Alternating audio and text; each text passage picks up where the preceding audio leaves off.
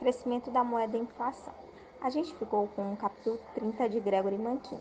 Os integrantes do nosso grupo são compostos por mim, Claudiane Martins da Silva, pelo Daniel Martins de Albuquerque e pelo Ignis de Oliveira Frazão. Aqui no sumário, a gente vai entender o que vamos explicar ao longo do seminário. Primeiro, a gente tem a introdução. E a gente dividiu em valor da moeda, teoria quantitativa da moeda, oferta e demanda da moeda, inflação, conclusão e temos as referências. Na introdução, eu vou explicar. Primeiramente, a gente vai falar sobre o valor da moeda. A gente vai utilizar um cálculo para entender melhor. Depois, a gente vai buscar explicar a teoria e demanda da moeda. E vamos entender os seus diagramas e suas equações. E também as diferenças entre as variáveis reais e nominais e abordaremos a dicotomia clássica. Vamos definir também os pontos mais importantes sobre a inflação, os seus custos, seus efeitos e etc. Vamos começar com o valor da moeda. Utilizaremos agora esse exemplo. P é igual ao nível de preço. Por exemplo, o índice de preço do consumidor deflator do PIB. P é o preço de uma cesta de bens medido em termos de moeda. 1 sobre esse P é o valor de $1 medido em termos de bens e serviços. Exemplo, uma cesta contém uma barra de chocolate. Se P é igual a 2, o valor de $1 é 1/2 dessa barra de chocolate. Se é igual a 3, o valor desse $1 é 1/3 dessa barra de chocolate. O que a gente entende com isso? Que quanto mais a gente aumenta o preço, mais a gente reduz o valor da moeda. A gente também explica isso a inflação. Teoria quantitativa da moeda. Na teoria quantitativa da moeda, a gente vai utilizar a fórmula da velocidade, que é representada pelo esse V igual a P vezes esse Y, dividido por esse M. Esse M é a oferta da moeda. Esse P é o nível de preço vezes o PIB real. E aí a gente faz o quê? A gente multiplica o P vezes o Y, nível de preço, pelo PIB real e divide pela oferta da moeda e aí a gente tem o resultado. Por que a gente utiliza a fórmula da velocidade? Porque para a gente ter um resultado mais rápido. A gente vai fazer o que agora? A gente vai multiplicar ambos os lados da fórmula por M, como está ali no slide. M vezes o V igual ao P vezes o Y. Essa equação a gente denomina ela de equação quantitativa.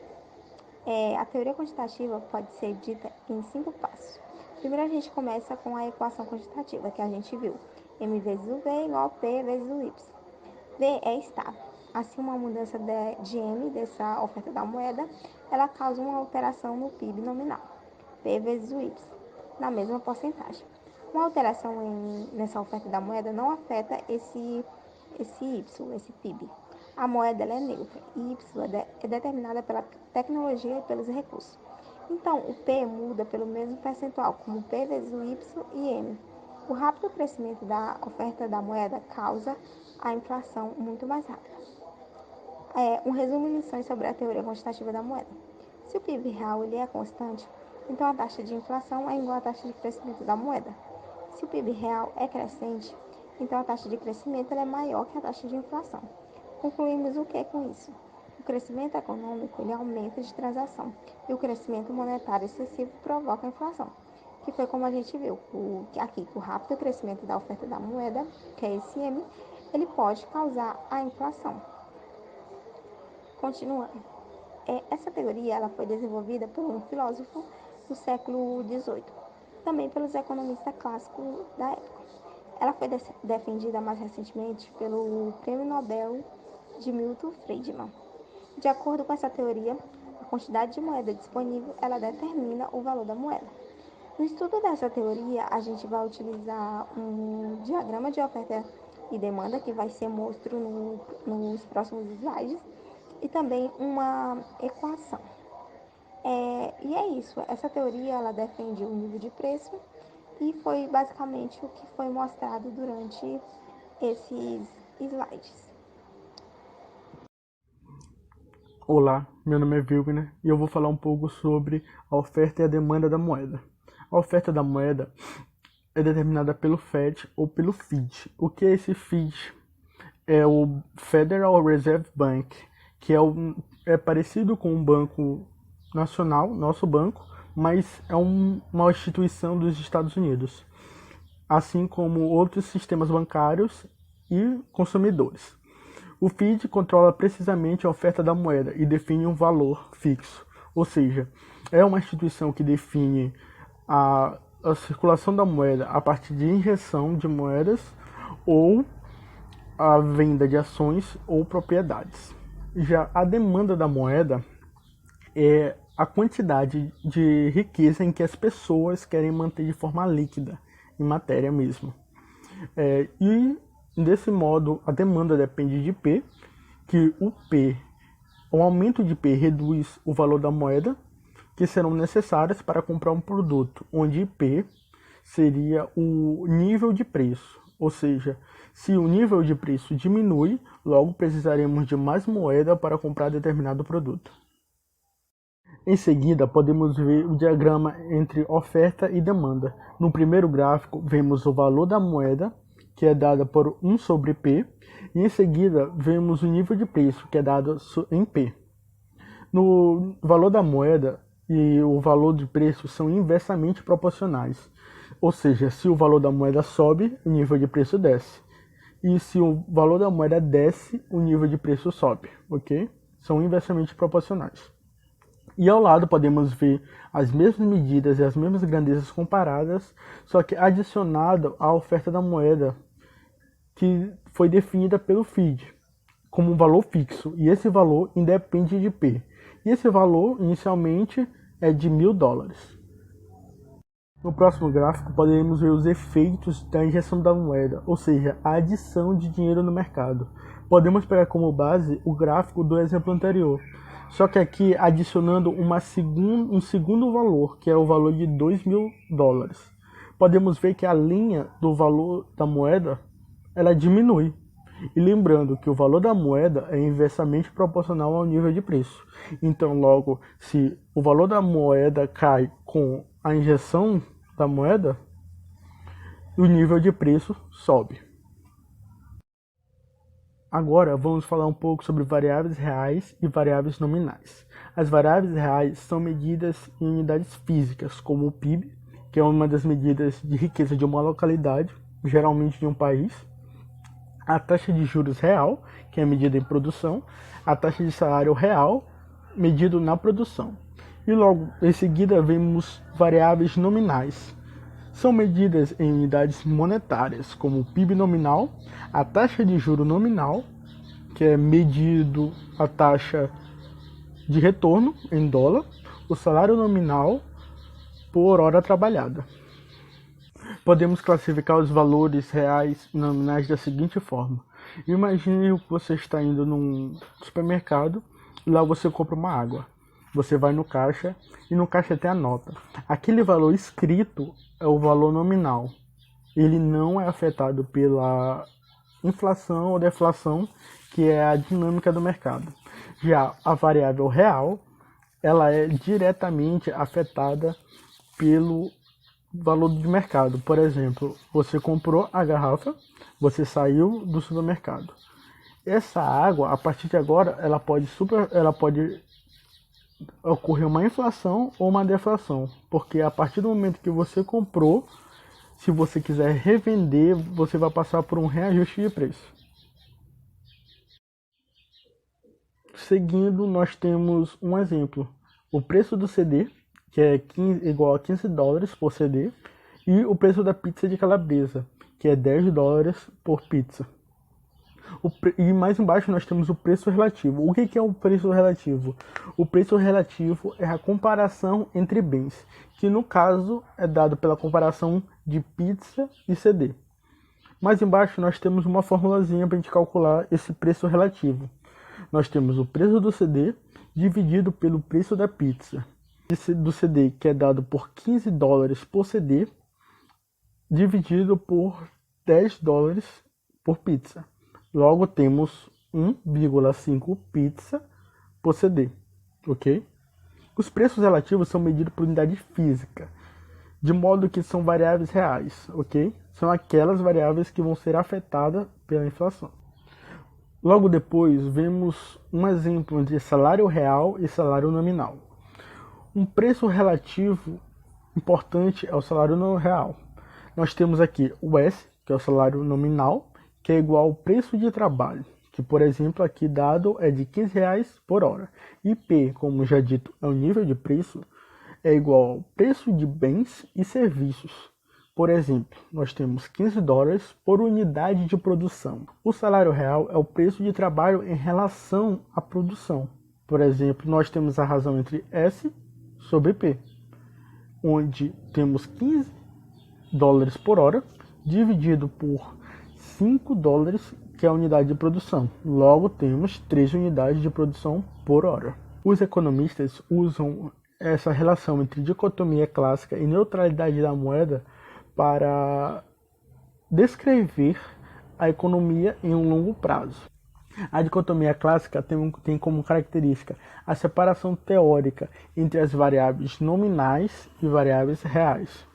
Todas as variáveis nominais dobrarão, porém, as variáveis reais, que são dadas por preços relativos, permanecerão inalteradas. A proposição de que a alteração na oferta da moeda não vão alterar as variáveis reais. Por exemplo, dobrar a oferta da moeda faz com que todos os preços nominais dobrem. Temos uma comparação dos preços relativos. Por exemplo, levando em conta o exemplo dado anteriormente, nós temos a razão entre CD e pizzas, só que agora, dobrando os valores de cada produto, temos a razão entre preço do CD e da pizza, que é dada agora como foi dobrado, um pedaço de pizza custa $20 e o CD custa R$30, ok? Que é a velocidade da moeda? Calcula a taxa em que a moeda troca de mãos. E essa taxa é calculada da seguinte forma, pela notação P vezes Y, que é igual ao PIB nominal, onde P é o nível de preços, como falado anteriormente, e o PIB real vai ser Y. Temos M, que vai ser igual ao número à oferta da moeda, e V, que vai ser a velocidade. Logo, temos a forma geral da velocidade, que vai ser V igual a P vezes Y dividido por M. Do lado temos o exemplo. O exemplo da pizza. Em 2012, Y, que é o PIB real, era igual a 3.000 pizzas. P, o nível de preço, é igual a 10, ou seja, cada pizza custava $10.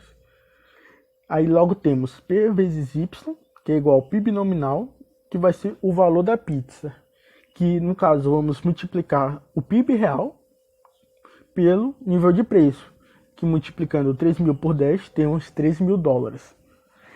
M vai ser a oferta da moeda, que no caso nós temos 10.000, e V, que é a forma geral da velocidade, nós temos o 3.000, que é o PIB nominal, dividido pela oferta da moeda, que é $10.000. Olá pessoal, boa tarde, eu me chamo Daniel Martins e eu vou falar um pouco sobre inflação, hiperinflação, imposto inflacionário e custos de inflação. Bom, a inflação é basicamente a desvalorização da moeda quanto a bens e serviços. O que são os bens e serviços? É a saúde, é o transporte, é aquilo que você compra no mês, é a educação, entre outras coisas. Uma forma de exemplificar essa desvalorização da moeda é utilizando um produto como a casquinha de sorvete. Você compra hoje a casquinha de sorvete a R$1. Alguns dias depois ela passa a ter o valor de R$2.